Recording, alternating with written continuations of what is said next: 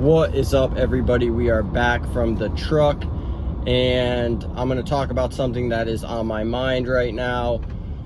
When I drop this video, I don't know, but it will be relevant.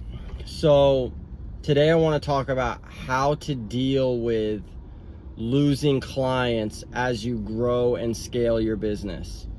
So when I started my business, I had no idea what I was doing. I had no idea what I was pricing. And I was just kind of going with what I thought as a handyman, self-employed.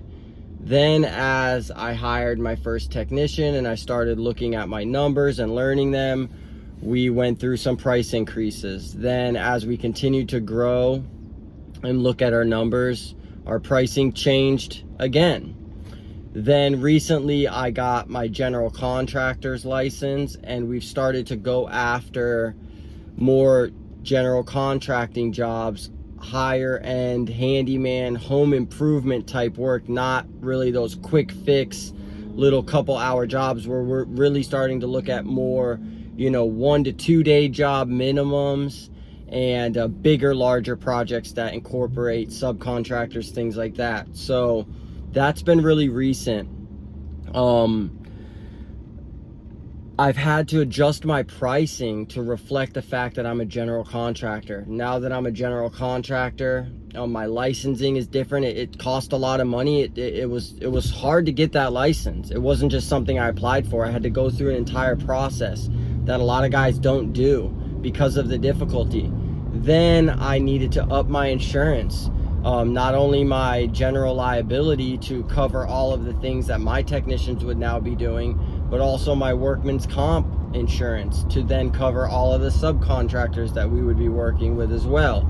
So I had to work my numbers again.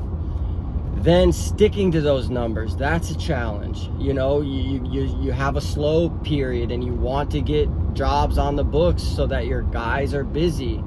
But then the only person that suffers in that equation is me, the owner, and the business. My guys get paid the same amount, no matter what type of job they're on, no matter what I charge the client.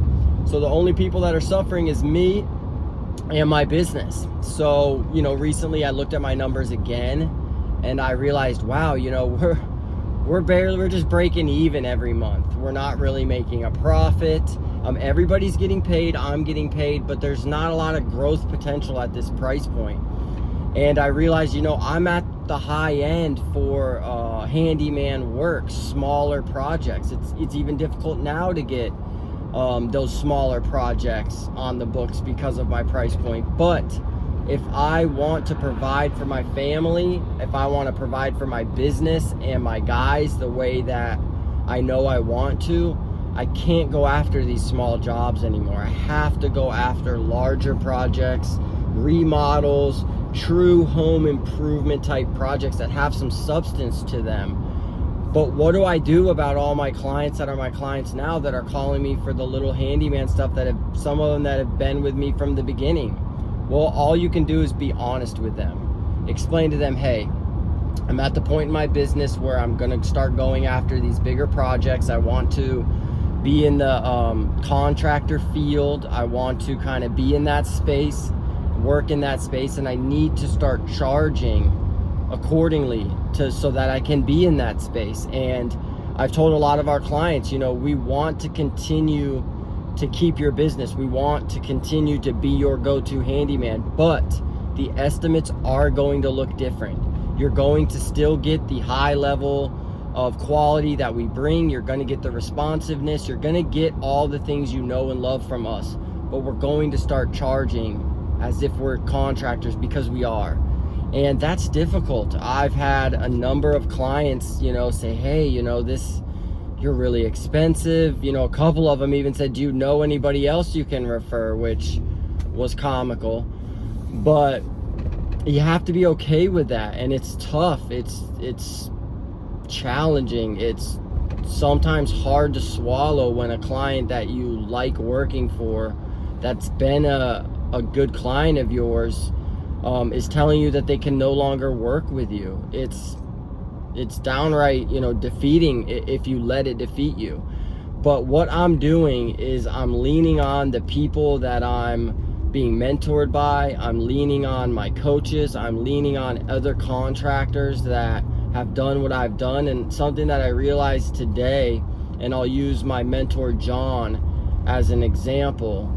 Do I think that the clients that John has today are the clients that he started with 12 years ago, you know, working out of the back of his truck with 2 guys, if he could wrangle both of them in the same day? I guarantee you those are not the same clients. I'm sure that he's gone through a number of pools of clients to get to where he's at today, and he's had to be okay with that. He started his business doing, you know, soffit and fascia repairs. Is he still servicing those clients? I guarantee that he is not. And that's just a difficult transition for anybody. And this doesn't even mean, you know, just the contracting business. This can be any business. As you grow and scale your business, you're going to eventually lose some of your clients that aren't right for you in the stage of your business that you're in now. And you may have to then start fishing in different pools to get those clients. And what I've done is I've revamped all of my social media to resemble the type of work that we are now doing and resemble what we really are, which is building contractors, general contractors, up to 4 stories. So that's been a big change, and I've noticed a lot of new leads coming in that are more like those projects.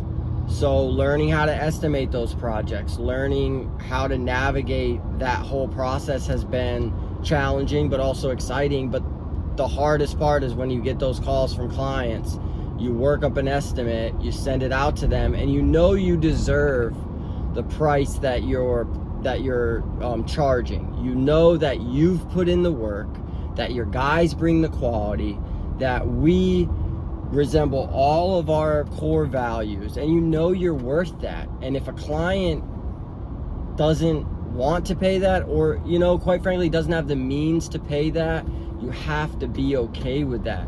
You have to be able to accept the fact that you're moving on and you're moving into a different arena. And if you want to provide for yourself and your family and your business the way that, you know, the dreams that God has put in your heart, you have to go after that. You have to stick to your guns and say, no, I am worth this amount. Whether you think it or you believe it or not, you know, that price might be high for you, but another client that is my client pool will not think that way. So this is something that I'm dealing with right now, something that is a little bit challenging as I move forward, but I'm walking in faith. I know what I'm worth, I know what I deserve, and I know the quality that my team brings. And, you know, for general contracting jobs, we are right within our market for the stuff that we're doing. But for those handyman jobs, we're gonna be very high for our market. And if we're gonna be doing those handyman jobs, that is where we want to be. We want to be at the top tier, the most expensive handyman, because we know the value that we bring. You've got a general contractor sending his employees into your home to do handyman work.